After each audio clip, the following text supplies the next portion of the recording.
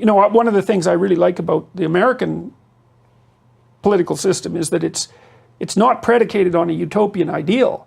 You know, the founders of the American system, of course they were basically English, but you know, the founders of the American system said, okay, well, you know, you can't trust people to do the right thing. It doesn't mean they're all bad, but you can't assume that they're going to do the utopian thing. That isn't what people are like, and they tend to take care of themselves first, and maybe that's okay, and maybe it's not, but it has to be bounded. But given what we know about the imperfection of individuals and societies, let's try to build a system that no idiot can screw up too badly. Yeah, and I think that's so mature, man. It's so psychologically informed and so wise. It's like, no, we're not aiming for the utopia. We'll aim for not too murderous. How about that? Right, and that's the thing. I don't really consider myself, in some sense, a political person, and I mean that really in a very particular way. I've thought about a political career many times during my life. I worked for a political party when I was a kid, you know, at like 14, and quite intently.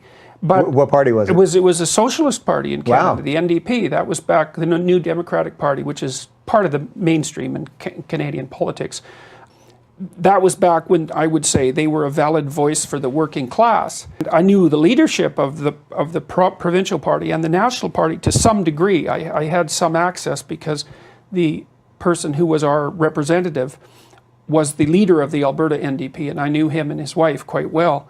And they were at the upper echelons of the party, at least at that time. Those people were actually concerned with giving the working class a voice. Like they were genuinely committed to that. But I noticed that the lower level party functionaries, you know, I didn't like them much, and I couldn't put my finger on it until I read George Orwell. And you know, Orwell said, he was criticizing British socialists, even though he was a socialist himself. He said, well, typical British middle-class socialist doesn't like the poor, they just hate the rich. It's like, and that was exactly the feeling I got, that this so-called sympathy, empathy, let's say, for the oppressed had a hell of a lot more to do with vengefulness and resentment with regards to anyone who was seen as having privilege. And I certainly think that that's just, and I was thinking about that the other day. I just did a talk in DC, and I was thinking about, you know, the Marxist claims to sympathy with the working class. Because you might say, well, do they actually have sympathy for the working class? Are they really trying to put their positions forward, their needs forward? Or do they just hate the successful, depending on how that's divided up? And I thought, well, how do you make a judgment like that? And I had this personal experience, but then I thought, well, that's easy with Marxism. It's like, you just look at all the murders, and then you know whether that was a movement that was genuinely motivated by empathy. Right, and a lot of people die in all of this leftist stuff. Yeah, an unbelievable number, and not just members of the oppressor class, let's say, like everyone. And it happens over and over, you know, and it's really worth thinking about, because you might think, well, is that somehow embedded in the Marxist doctrine? Is it an inevitable consequence of the unfolding of these ideas? And someone like Ayn Rand, for example, would say definitely, and Solzhenitsyn made that case too in the Gulag Archipelago, but it's not self-evident.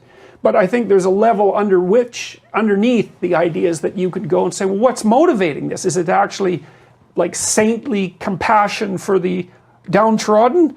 Or is it resentment about the fact that life is unfair and tragic, which it definitely it is? Well, you know, by their fruits ye shall know them. That's the answer to that question. It's like, well, if 30, 40 million people die in the aftermath of the revolution, and a tremendous number of them are ordinary people, and that happens repeatedly, it's like, oh, well, I guess it must be resentment and hatred, because like, how else do you account for all of that? The proof is in the pudding, so to speak. Well, if you're not willing to accept that sort of thing as proof, you got to also ask, like, well, okay, what would you allow to falsify your theory?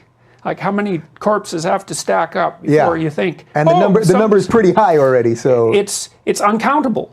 You know, like, we don't know how many people died as a consequence of communist totalitarianism.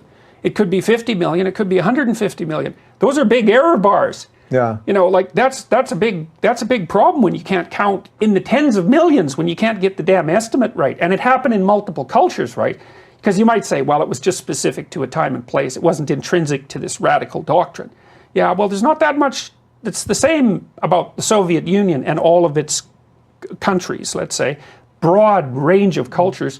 Maoist China, Cambodia, you know, places in Africa as well. These aren't the same places, but nonetheless, you drop that poisonous seed in there, and it's like mayhem in no time flat, and nothing works. Like it's so I'm going for the don't be thinking that you're so saintly just because you claim to stand for the oppressed. It's like examine your conscience. And well, but that thing though is a drug to people, right? I mean that, you know, what we refer to as virtue signaling and all of that, but that feeling that you're always looking out for everyone else, you'll always sacrifice yourself for anyone else, you'll always attack the privileged and supposed people above you. It really, there's something in that has like an addictive quality, well, right? the question is, what's the drug? You know, the drug might be, oh, I'm a good person, maybe, but like a more psychoanalytically minded person might say, no, that's not actually the drug. The drug is the hatred and the rationalization for the use of power and the wish for totalitarian control and tyrannical rule that the mask of virtue covers. So the virtue signaling, actually, that's not what's really providing the big kick. You know, it's like, I'm a good person. It's like, no, it's even better than this. It's like, I've got a place to direct my worst impulses. I don't even have to notice them myself because I've got this mask of virtue, and so I can let let's call them, you know, the demonic forces that make up part of the human psyche. I can let them have carte blanche and then also say that I'm virtuous. You know, I would say that's a powerful combination. Yeah, right well, it looks like it's a powerful combination. I mean, if you look at the way people behave, historically speaking, it looks. I mean, it's often that great horrors are perpetrated by people who mask them in a utopian covering, right? Right. Because Well, nobody comes out and says, "Hey, well, I'm Satan himself." You know, it's like, I'm out here to do harm. Right. That isn't what people. But somehow harm gets done. Yeah. And so, you know, one of the things I really like about the American political system is that it's not predicated on a utopian ideal. You know, the founders of the American system, of course, they were basically English, but, you know, the founders of the American system said, okay, well, you know, you can't trust people to do the right thing. It doesn't mean they're all bad, but you can't assume that they're going to do the utopian thing. That isn't what people are like, and they tend to take care of themselves first, and maybe that's okay, and maybe it's not, but it has to be bounded. But given what we know about the imperfection of individuals and societies, let's try to build a system that no idiot can screw up too badly. Yeah. And I think that's so mature, man. It's so psychologically informed and so wise. It's like, no, we're not aiming for the utopia. We'll aim for not too murderous. How about that? Right, and that's the thing, because humans are the flaw in the utopian system, right? I mean, you can't create utopia because we're part of it, and we're not perfect. Well, so the idea of the perfect system created by an imperfect creature, us, it actually doesn't even stand to reason. Yeah, well, and you can't also blame our imperfections on the imperfect social structure, which is, of course, what the Marxists tend to do, because it doesn't help. It's like, okay, the social structure is imperfect. Well, who produced that?